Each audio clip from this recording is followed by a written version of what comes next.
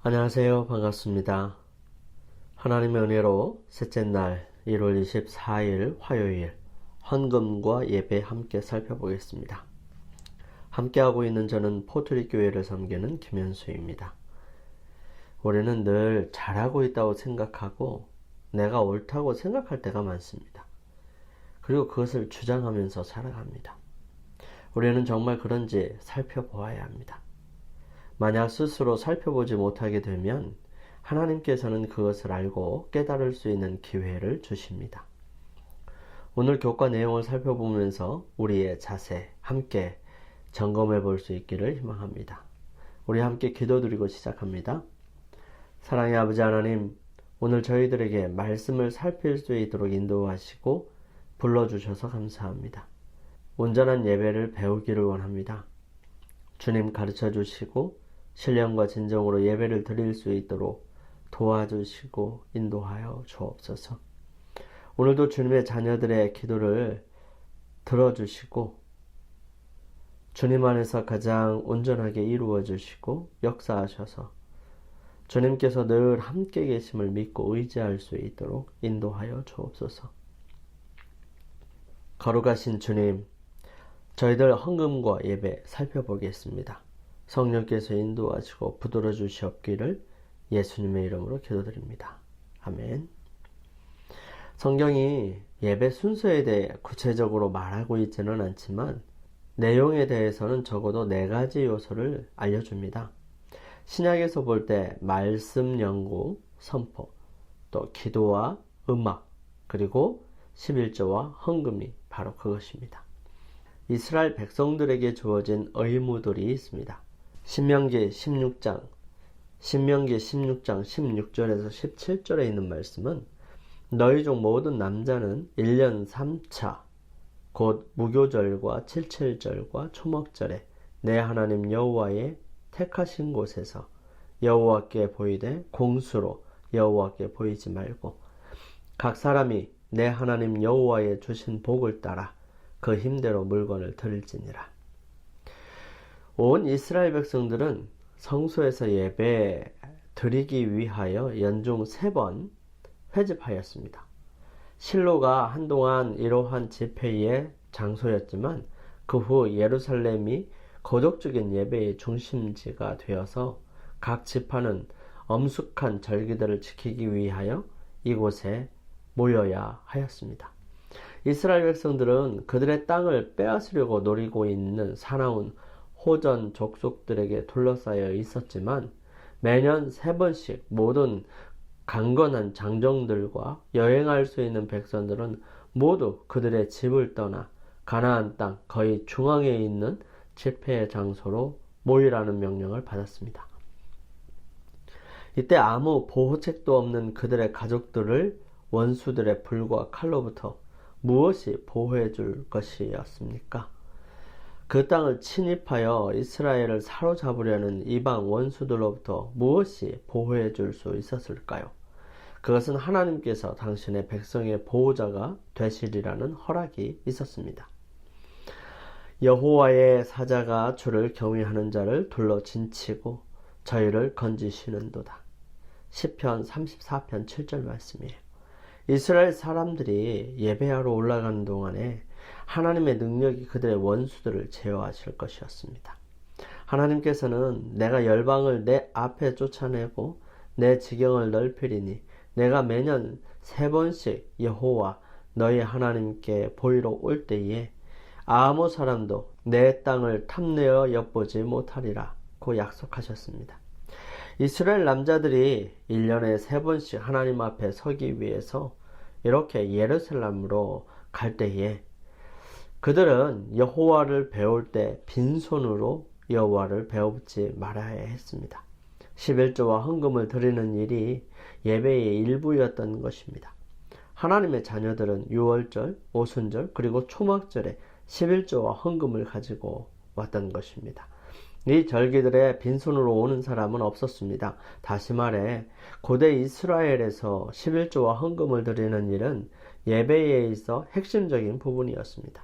참된 예배는 그저 말과 노래와 기도로 하나님을 향한 우리의 감사를 나타내는 것이 아니라 그것과 더불어 하나님의 전에 예물을 가져옴으로 우리의 감사를 표현하는 것입니다. 이스라엘 백성들은 성전으로 가져갔고 우리는 안식일에 교회로 가져갑니다. 11조와 헌금을 드리는 한 중요한 방법으로서 말이죠. 하나님께 예물을 드리는 것은 예배의 행위입니다. 예배는 드리는 것을 의미합니다. 먼저는 나를 드리는 것이고요. 그 다음은 하나님께서 내게 주신 것임을 인정하는 11조를 드리는 것입니다. 그 다음은 하나님께서 내게 베푸신 은혜에 대한 감사하는 마음을 드리는 것입니다. 그러므로 예배는 진정성이 있어야 하고요. 그것은 반드시 양이 아니라 질로 평가되어야 하는 것입니다.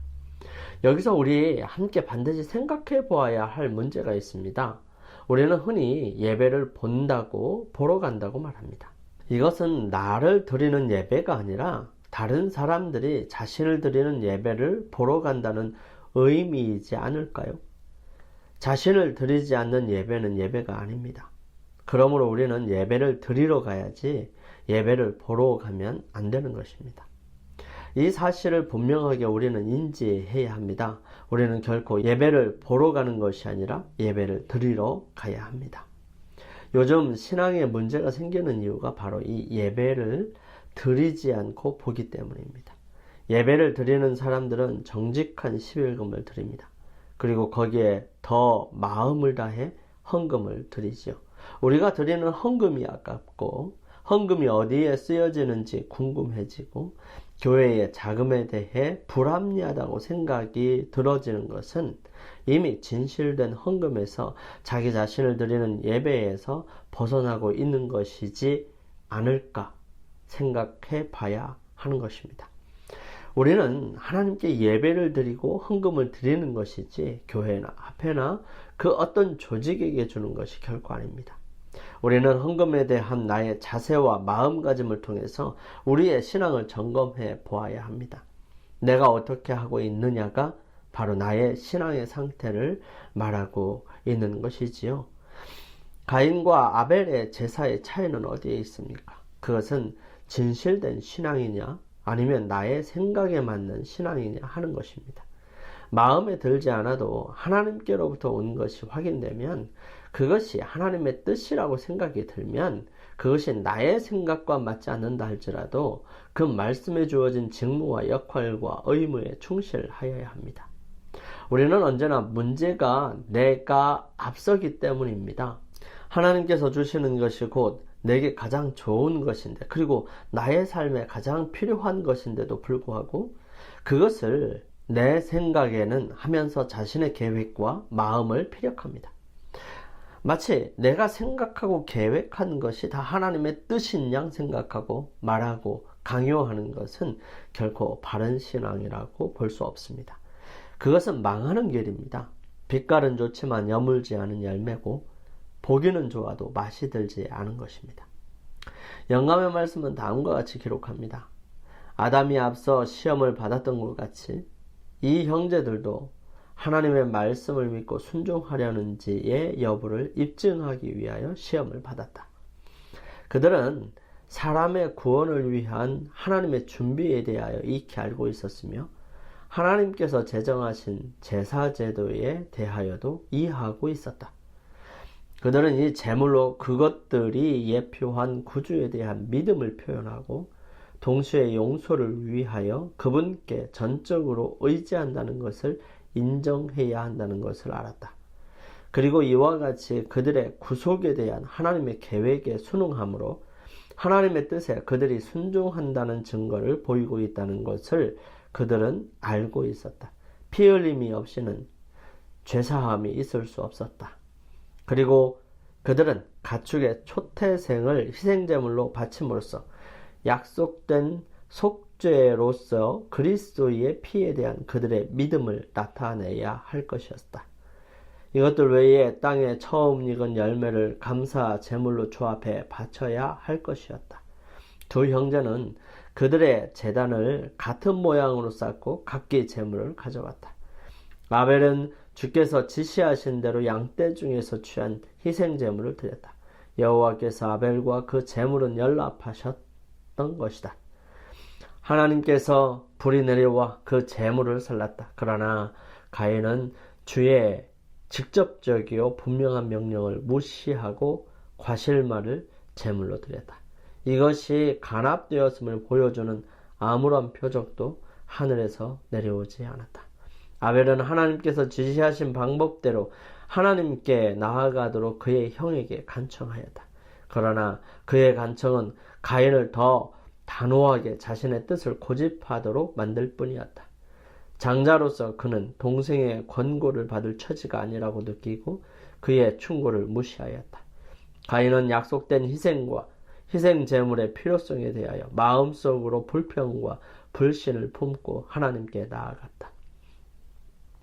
그의 봉헌물에는 죄에 대한 참회가 표시되어 있지 않았다. 오늘날 많은 사람들이 느끼는 바와 같이 그는 하나님께서 세우신 계획 그대로 따르는 것은 연약함을 인정하는 것이 되며 자기 구원을 약속된 구속주의의 속죄에만 전적으로 의존하는 경륜을 고지곳대로 따르는 것은 연약함을 시인하는 것이 된다고 느꼈다. 그는 자기의 의존의 길을 택했다. 그는 자기의 공로를 가지고 나오려고 하였다. 그는 양을 가져와 그 피와 함께 제물을 드리려 하지 않고 자기의 소산, 자기의 노력의 생산물을 드리고자 하였다. 그는 하나님께 대한 호의의 표시로 자기의 예물을 드렸으며 이것으로 그는 하나님의 승인을 얻으려고 기대하였다. 가인은 제단을 쌓고 희생을 가져오는 점에서는 하나님께 순종하였다. 그러나 그는 부분적인 순종만을 드렸다. 가장 요긴한 부분, 즉 구주의 필요성에 대한 인정을 빼버렸다. 출생과 종교적 교훈에 관한 이 형제는 같았다. 둘 다 죄인이었으며 둘 다 존경과 예배에 대한 하나님의 요구를 시인하였다. 외관적으로 볼 때 그들의 신앙은 어떤 점까지는 같았다. 그러나 그것을 넘어서서는 둘 사이의 차이는 컸다. 역대상 16장 29절은 여호와의 이름에 합당한 열매를 그에게 돌릴지어다. 예물을 가지고 그 앞에 들어갈지어다. 아름답고 거룩한 것으로 여호와께 경배할지어다. 드리는 행위가 예배에 포함된 이유는 어디에 있을까요? 시편 96편 8절 9절은 이렇게 기록합니다. 여호와의 이름에 합당한 영광을 그에게 돌릴지어다. 예물을 가지고 그 궁정에 들어갈지어다. 아름답고 거룩한 것으로 여호와께 경배할지어다. 온 땅이여 그 앞에서 떨지어다. 시편 116편 16절에서 18절 말씀은 이렇게 기록합니다. 여호와여 나는 진실로 주의 종이요 주의 여종의 아들 곧 주의 종이라. 주께서 나의 결박을 푸셨나이다. 내가 주께 감사제를 드리고 여호와의 이름을 부르리이다. 내가 여호와의 모든 백성 앞에서 나의 서원을 여호와께 갚을지라. 이곳에 나타나는 원칙들을 우리의 예배에 어떻게 적용할 수 있을까요? 이 땅에서 하나님의 사업을 관리할 책임을 가진 하나님의 자녀로서 하나님 앞에 우리의 예물을 가지고 오는 것은 특권이요 기회이며 의무입니다. 만약 하나님께서 우리에게 그분을 위해 자녀를 양육할 특권을 주셨다면 우리는 그들과 함께 안실학교와 교회 예배 11조와 헌금을 가지고 오는 기쁨을 공유해야 한다.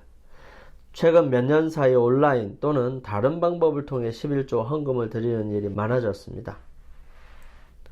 어떤 방식을 취하든지 11조와 헌금을 드리는 것은 하나님께 드리는 예배의 일부임을 기억해야 합니다. 하나님 앞에 잘 준비된 11조와 각종 헌금을 드리는 일은 기도와 찬양과 말씀과 더불어 매우 중요한 예배의 한 부분임을 성경을 통해 확인할 수 있습니다. 영감의 교훈입니다. 안전한 하늘 창고에 맡겨라. 그대들의 집이나 의복 가운데 어떤 것을 희생해서 가련하고 가난한 자들을 위해서 돈을 안전한 장소에 두도록 하라. 그대들의 11조와 하나님께 드리는 감사 헌금을 줄이지 말고 더 늘리도록 하라. 하나님은 가난한 자들을 부양하기 위해 재물을 하늘에서 쏟아 주시겠다고 제안하지 않으시고 당신의 소유물을 대리자들의 손에 맡기셨다. 그들은 그분의 성도들의 모습 속에서 그리스도를 알아봐야 한다. 우리 함께 기도드리겠습니다. 우리의 재물 통해서 하나님께 예배 드릴 수 있게 하시니 감사합니다. 제가 가진 것이 많든 적든 하나님께서 베풀어 주신 축복의 분량에 따라 11조와 각종 헌금을 잘 구별하여 드리는 충성된 청지기가 되게 해 주시옵소서. 거룩하신 아버지 하나님, 우리 오늘을 살아갈 때 주님의 능력으로 승리하는 삶을 살게 하여 주옵소서. 모든 것을 아시고 또 사랑하시는 우리 주님 예수 그리스도의 이름으로 간절히 기도드립니다. 아멘. 우리 오늘 승리하시기 위하여 주님 앞에 능력을 구하고 은혜를 구하는 개인적인 시간을 갖도록 하겠습니다. 저는 내일 아침 다시 찾아뵙겠습니다. 감사합니다.